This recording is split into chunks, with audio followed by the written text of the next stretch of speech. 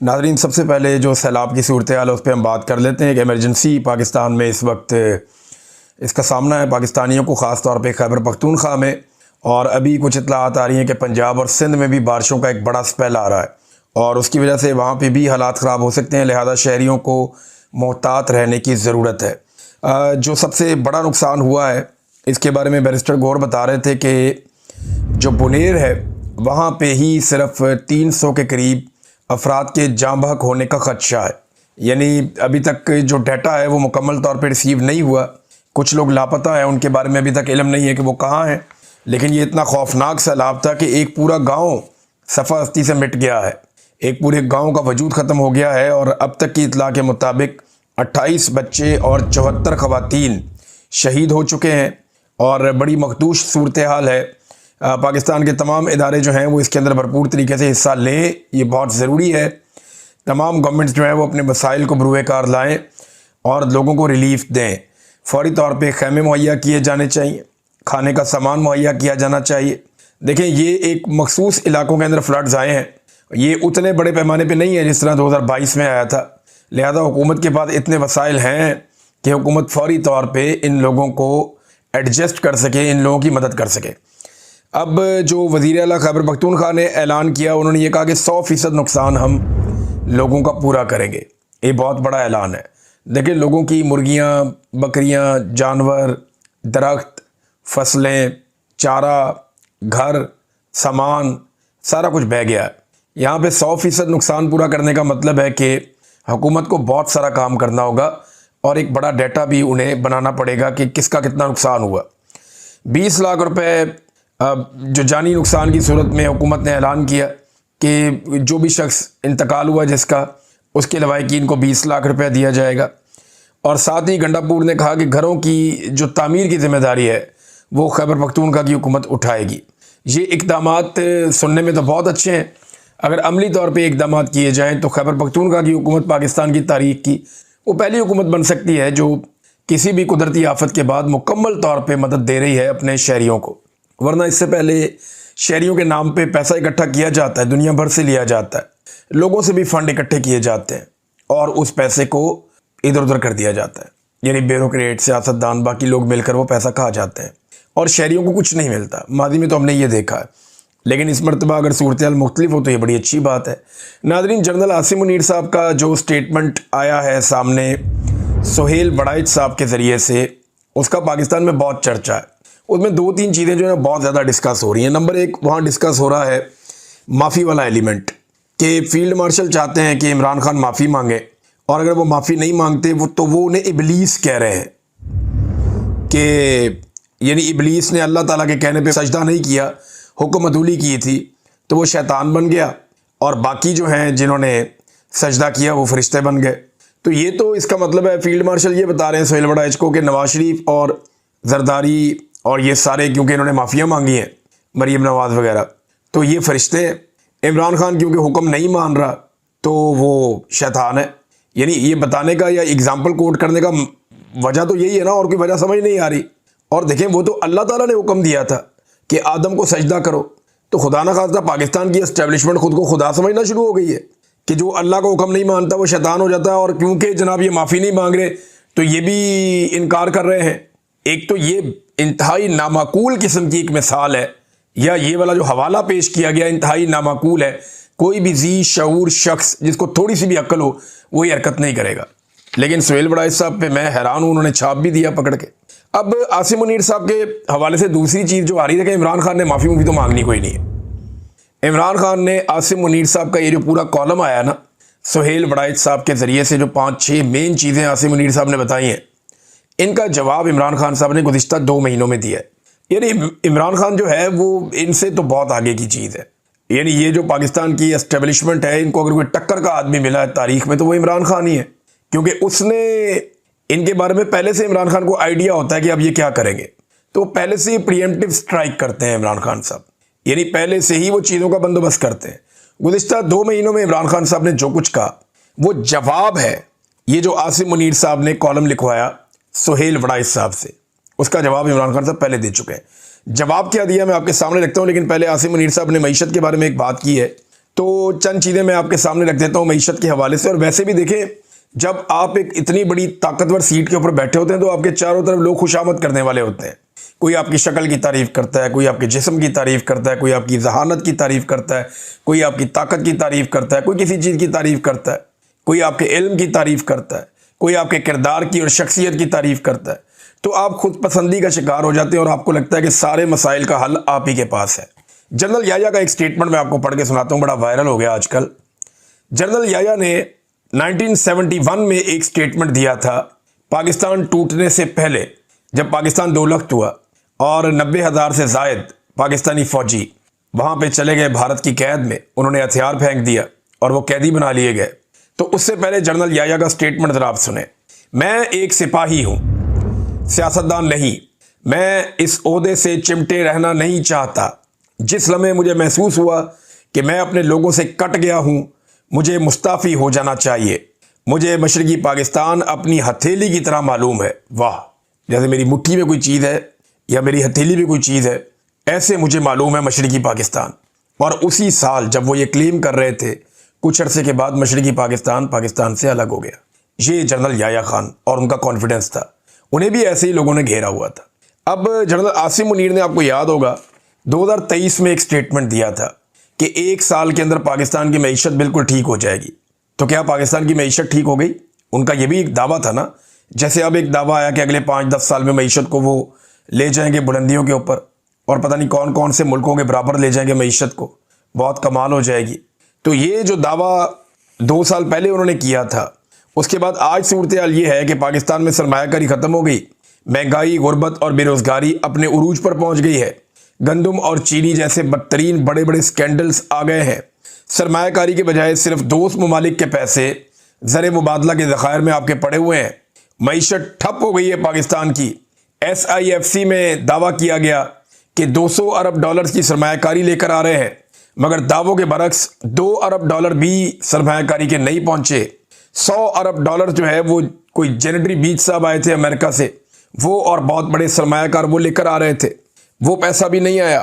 Overseas پاکستانیوں کے نام پر نون لیگ کے کارکنوں کو اکٹھا کیا گیا اور وہاں پہ 1000 ارب روپے کا دعویٰ کیا گیا کہ یہ سرمایہ کاری پاکستان آ رہی ہے. ان میں سے بھی پیسہ پاکستان نہیں پہنچا.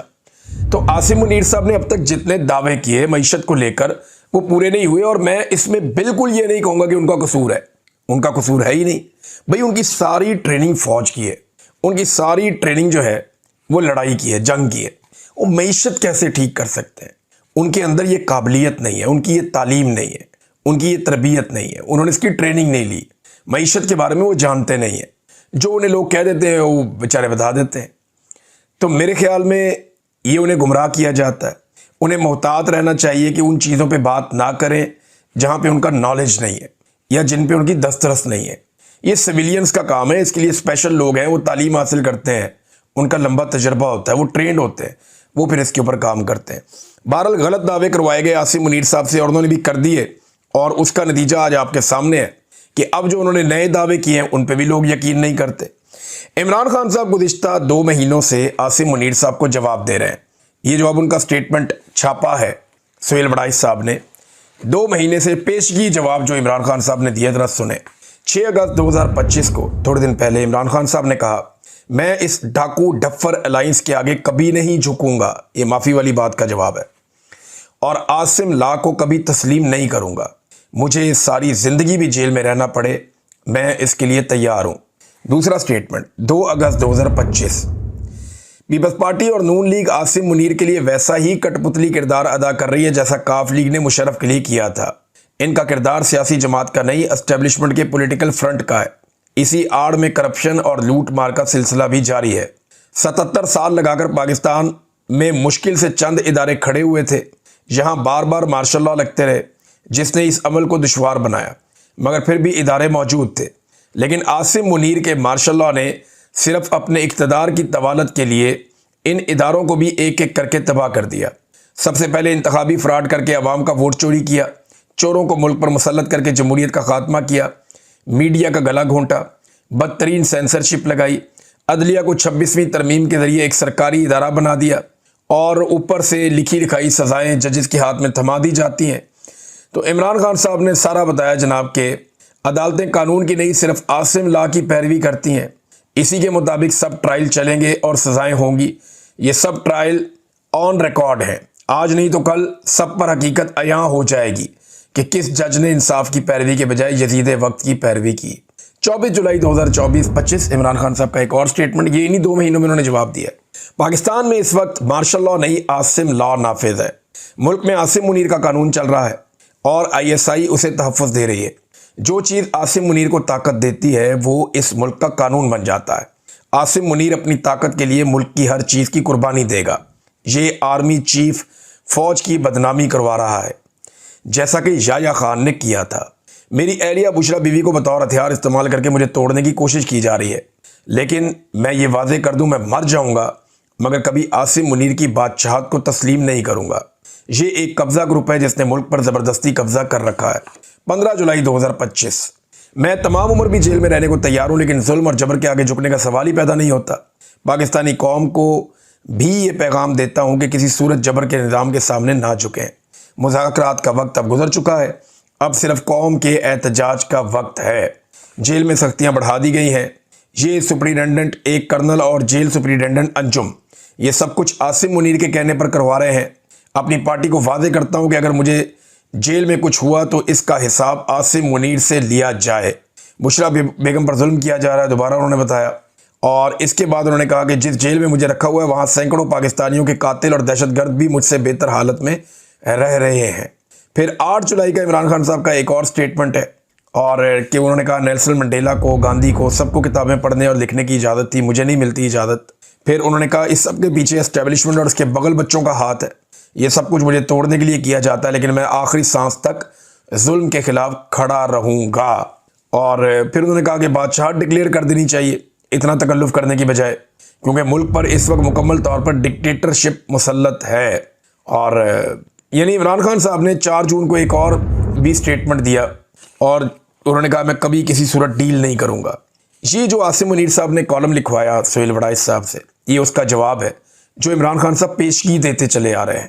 ایک دعویٰ کیا ہے، اور یہ خبر اور بھی جگہ پہ پھیلی ہوئی ہے، لیکن میں آپ کو پڑھ کے سناؤں گا جو دعویٰ کیا ہمارے بڑے اچھے دوست ہیں شاہد اسلم صاحب نے۔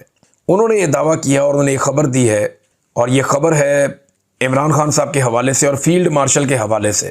عمران خان کا ذکر پر آرمی چیف نے پاکستان تحریک انصاف کی ایک عام شخصیت کو کہا کہ بیٹا اگر اس ڈیش، یہاں پہ ذرا بیپ لگ جاتی ہے کہ انہوں نے جو لفظ استعمال کیا وہ لفظ مناسب نہیں ہے، تو انہوں نے کہا بیٹا اگر اس ڈیش کی بات کرنی ہے تو وہ ہے دروازہ، تم جا سکتے ہو، مجھے 10 سال تک وہ باہر نکل کر دکھائے۔ اب یہ شاہد اسلم صاحب کا انکشاف ہے، یہ کچھ اور لوگ بھی باتیں کر رہے ہیں اسلام آباد میں کہ آرمی چیف نے یہ کہا ہے کہ 10 سال تک عمران خان مجھے باہر نکل کر دکھائے۔ اس کے 2 مطلب ہیں، ایک تو 10 سال تک عاصم منیر صاحب کو یہ لگتا ہے کہ وہ یہیں پہ آرمی چیف رہیں گے، یا اس نظام کو 10 سال تک وہ چلائیں گے، کیونکہ جب تک وہ چلائیں گے تب تک کی گارنٹی دے سکتے ہیں نا کہ عمران خان کو میں باہر نہیں آنے دوں گا۔ تو بہت سارے لوگ بہت ساری باتیں کرتے ہیں، لیکن ہوتا وہی ہے جو رب کو منظور ہوتا ہے۔ بہرحال یہ ایک انتہائی افسوسناک صورتحال ہے کہ ایک سابق وزیر اعظم جیل میں اس لیے نہیں ہے کہ اس نے قانون کی خلاف ورزی کی ہے یا کوئی بڑے جرائم کیے ہیں، وہ جیل میں اس لیے ہے کہ اس وقت جو فیلڈ مارشل عاصم منیر صاحب ہیں وہ اسے پسند نہیں کرتے، اور بار بار سینئر صحافی ان کی جانب سے رپورٹ کرتے ہیں کہ عاصم منیر صاحب معافی منگوانا چاہ رہے ہیں، ناک رگڑوانا چاہ رہے ہیں عمران خان سے، اور کوئی بات نہیں ہے۔ ناظرین ایک اور خبر ہے، اور وہ یہ ہے کہ 16 اگست کو آپ کو پتا ہے کہ پورے پاکستان میں کمپین چلی تھی کہ قائد اعظم محمد علی جناح کی تصویریں اٹھا کر جائیں گے اور پاکستان کے پرچم اٹھائیں گے لوگ۔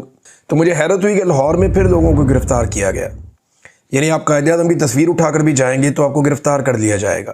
کچھ خواتین کو، دیگر لوگوں کو مقدمات درج کیے گئے، انہیں گرفتار کیا گیا۔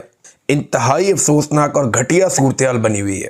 قائد اعظم محمد علی جناح کی فوٹو لگانا انہیں گوارا نہیں ہے، عوام کے پیسوں سے اشتہار لگا رہے ہیں، مسترد شدہ شکلیں اور ملٹری کے جرنیل ان کی تصویریں لگ رہی ہیں اخبارات میں، ہورڈنگ پہ، بورڈز پہ زیادہ تر، لیکن قائد اعظم، فاطمہ جناح اور علامہ اقبال کو نظر انداز کیا جا رہا ہے، ان کی تصویریں نہیں لگ رہی۔ حتیٰ کہ جو لوگ ان کی تصویریں لے کر آتے ہیں باہر ان کو بھی پکڑ لیا جاتا ہے۔ کیا قائد اعظم محمد علی جناح سے یہ لوگ موجودہ اسٹیبلشمنٹ یا حکومت اتنی نفرت کرتی ہے؟ کیا وجہ ہے؟ کیا انہیں لگتا ہے کہ قائد اعظم اور قائد اعظم کے نظریات آج ان کے راستے کی ایک رکاوٹ ہے؟ یعنی ایسا میں نے پہلے کبھی کسی کو کرتے ہوئے نہیں دیکھا جو یہ حکومت کر رہی ہے۔ یعنی آپ کشمیر کے لیے احتجاج نہیں کر سکتے، آپ اسرائیل کے خلاف احتجاج نہیں کر سکتے، آپ فلسطینیوں کے حق میں نہیں نکل سکتے۔ ایسا پاکستان میں کبھی نہیں ہوتا تھا، حتیٰ کہ اب یہ ہو گیا کہ آپ قائد اعظم کی تصویریں اٹھا کر بھی باہر نہیں آ سکتے، آپ کو پکڑ لیا جائے گا، گرفتار کر لیا جائے گا، آپ پہ کیس بنا دیا جائے گا۔ پاکستان ناظرین صحافیوں کے لیے دنیا کا خطرناک ترین ملک بنا ہوا ہے۔ دنیا کا دوسرے نمبر پہ، آج سے کچھ عرصہ پہلے جو ڈیٹا آیا تھا اس کے مطابق پوری دنیا میں دوسرے نمبر پہ جو سب سے خطرناک ملک ہے صحافیوں کے لیے وہ پاکستان ہے۔ اور اب ایک اور صحافی ہمارے ہیں، انہیں قتل کر دیا گیا۔ ڈان نیوز کراچی کے رپورٹر خاور حسین کی لاش سانگڑ میں ان کی گاڑی سے برآمد ہوئی ہے، اور یعنی حیدرآباد روڈ پر نجی ہوٹل کے باہر ان کی گاڑی کھڑی تھی اور ان کی لاش وہاں سے ملی ہے۔ پولیس نے ان کی لاش کو ہسپتال میں شفٹ کر دیا ہے، اور گورنمنٹ کہہ رہی ہے کہ ہم اس کا نوٹس لیتے ہیں، ہم دیکھتے ہیں کیا ہوتا ہے، سی سی ٹی وی فوٹیج وغیرہ بھی دیکھ رہے ہیں، لیکن صاف دکھائی دے رہا ہے کہ ان کی کن پٹی پہ بھی گولی لگی ہے اور جسم میں بھی پورا خون سے بھرا ہوا ہے، اور ان کے ہاتھ میں ایک پسٹل بھی ہے۔ شاید انہوں نے اپنے آپ کو بچانے کی کوشش بھی کی، یا اب پتہ نہیں یہ کیا صورتحال ہوئی ہے، لیکن گولی ان کے ایک جو صاف دکھائی دے رہی ہے ان کے کن پٹی میں لگی ہے۔ اب کچھ کہا نہیں جا سکتا کہ یہ کیا واقعہ ہے اور یہ کس طرح ہوا ہے، اور یعنی جو کرائم رپورٹر ایسوسی ایشن ہے انہوں نے کہا جی کہ اس کی فوری طور پہ تحقیقات کی جائے اور پتہ کر کے بتایا جائے کہ یہ جو ہے ایک صحافی کس طرح جاں بحق ہوا۔